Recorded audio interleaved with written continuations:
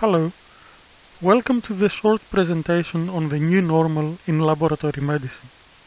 This is part of the Innovative Health Institute resources called the New Normal in Healthcare, looking at post-COVID-19 healthcare. I am Zisis Kozlakidis, Editor-in-Chief of the journal Innovations in Digital Health Diagnostics and Biomarkers. We call it new normal as COVID-19 has had a profound effect on many aspects of our lives. It is certainly expected to continue doing so in the future and across the world. In spite of all the disruption caused by COVID-19, we really should focus on the future and the changes it will bring. Crises have always been a catalyst for change, as they manage to articulate the problems, expose the gaps and needs, and congregate all the different elements that necessitate change into a single imperative in time. There are many discussions ongoing in national and international organizations at the highest level on the path forward after COVID-19.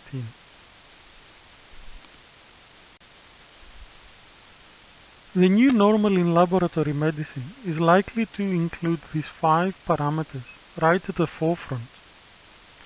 They include our rethinking of the consolidation practices and economics of scale, how to provide e-health solutions, more services remotely, more often, our need for increased information sharing, translating and integrating, our need to account for the complexity of the healthcare systems, and also how to address new technologies and new professions as they arise.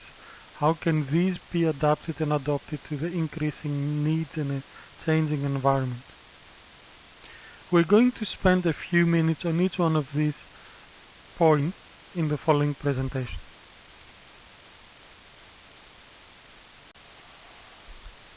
In the past decade, clinical microbiology experienced revolutionary advances in terms of culture-independent molecular detection assays, laboratory automation, information systems linkage, and point-of-care testing, to name but a few examples. At present, major emphasis is placed on the operational streamlining and consolidation of such laboratories. It's not just the economies of scale that the consolidation process affords laboratories, but from a clinical perspective, a centralized network enables to address different levels of complexity in analytical processes while concurrently servicing increased volumes of routine tests. We have a model that has emerged, which is a centralized, high-throughput laboratory with smaller distal sites attached to it for emergency analysis. But COVID-19 has exposed some of the gaps in this system, and therefore some important questions remain for the future. Have we increased our operational efficiency but decreased our flexibility in times of urgent action? Can consolidated clinical laboratories become and be integrated as part of public health and surveillance? Or are we going to lose some of our granularity by losing the many laboratories that we have at the moment? Can such laboratories absorb and adapt to quick-paced technological advances in analytical processes and diagnostics? Or are the processing lines fixed once customized? So these are questions that have been at the forefront of this crisis, simply because we had to deal with a sudden surge in diagnostics, in different diagnostics being introduced in routine healthcare.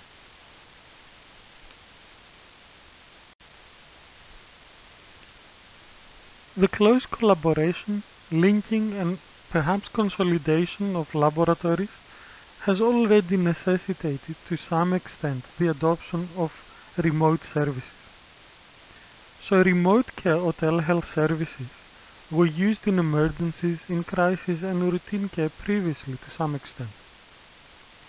What is different this time is that during the COVID-19 pandemic, the wider utilization has accelerated. Telehealth services have now been used in the large-scale screening of patients prior to their visit and triage assessment, in the routine monitoring of patients at home, for remote clinical encounters, or supervising patients' care by off-site experts. It is likely that a significant portion of such services will remain telehealth-based in the post-COVID-19 era. We don't expect a complete replacement, but rather the emergence of a future that includes a blended approach, where e-health solutions occupy a greater part of routine service. We already have a number of such examples in laboratory medicine by the creation of mixed teams to provide expert opinions on difficult cases. This is likely to increase and permeate more of routine operations. Then some questions remain. How do we leverage the expertise for routine implementation of guided and fully self-guided interventions that are linked to laboratory medicine results? Can we use the expertise during this period to create online therapeutic modules that can be used under supervision? And what can turn such solutions into solutions for resource-restricted settings, where the provision of remote care might be an answer to the pressures in the healthcare service? However, there needs to be a caveat at this point. Before greater adoption of technology is evangelized, we need to make sure that the security is improved. The greater sharing of information also means greater responsibility for security of that information.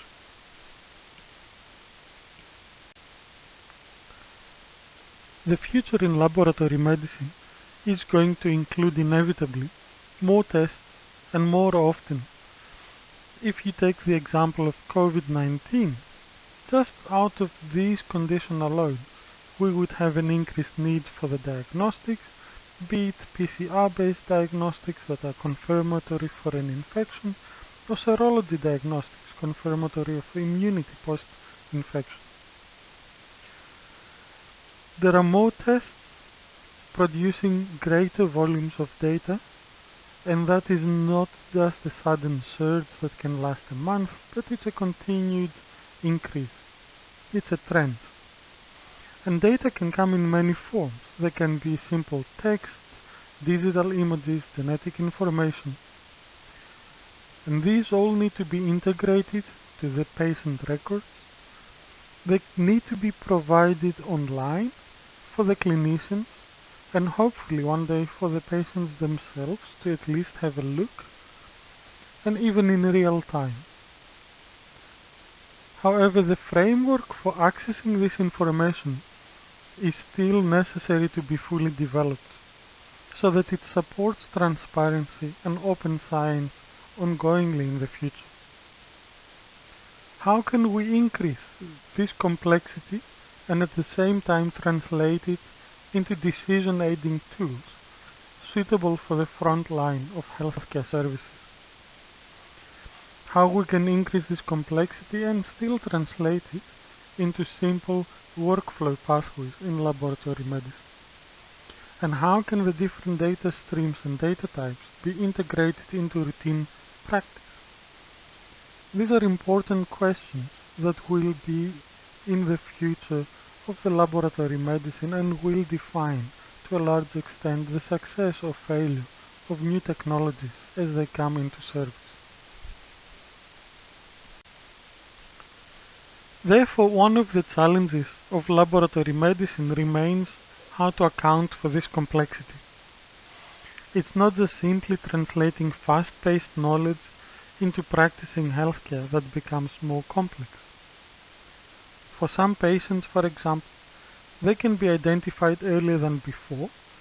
Because they're identified earlier, they can be treated successfully, and then they're followed up for longer. This has as a result a much more increased horizon of healthcare interactions per individual patient. So many more tests, many more results, much more demand on laboratory medicine, and multiplying the complexity of data acquired for each single patient. We know that artificial intelligence can foster innovation and address some aspects. For example, in the case of rare diseases, it might provide insights once patients have run out of the entire testing gamut without any successful diagnosis. But we still have challenges ahead.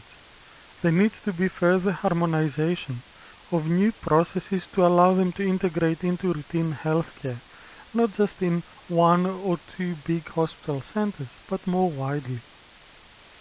We need improved tools to measure the cost and added value of such technological advances in care, and that tools that are optimized for complex healthcare systems such as the ones that we are creating.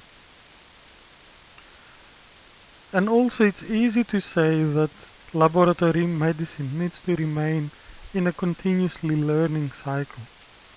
However, the effort, the cost and resources of doing so needs to be taken into account.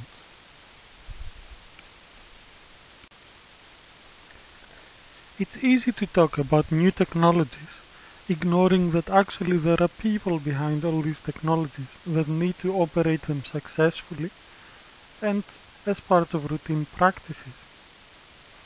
So future clinical operations will require highly trained specialists, and so much so that they are from a broadening spectrum of disciplines to be able to address more complex cases as they arise. Laboratory medicine needs to be part and to prepare for this demanding future. The current predictions are incomplete regarding the future workforce-related needs. For example, the size and discipline composition of such a future workforce. What we have experienced during this COVID-19 crisis is that technology and availability of economic resources can change very rapidly indeed. The education and training of professionals takes significantly longer.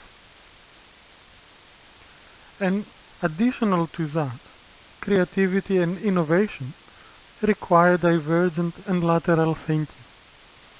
These are difficult concepts to be taught in a very strict traditional clinical environment.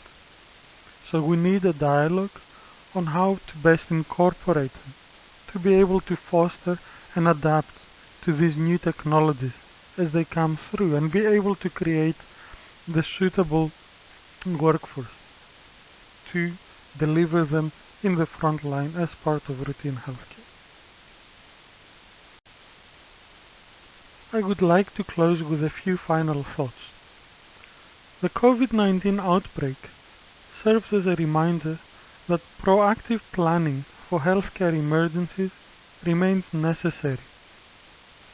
The lessons learned on the limitations of existing healthcare systems and their capacity to respond to different or increased needs should be considered as enabling the transformation of future healthcare.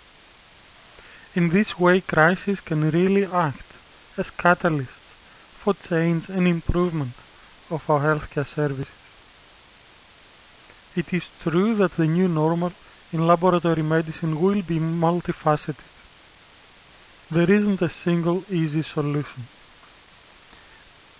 One of the reasons is that a number of aspects need to be considered, and these aspects are consolidation of services, the provision of remote services, the sharing of information, the complexity of information, and the professional preparedness to address all of the above. The current global experience lays the foundation for a significant healthcare transformation. It's not just a crisis, it's a major opportunity, so that systems can better prepare to address the healthcare pressures of the 21st century. Thank you.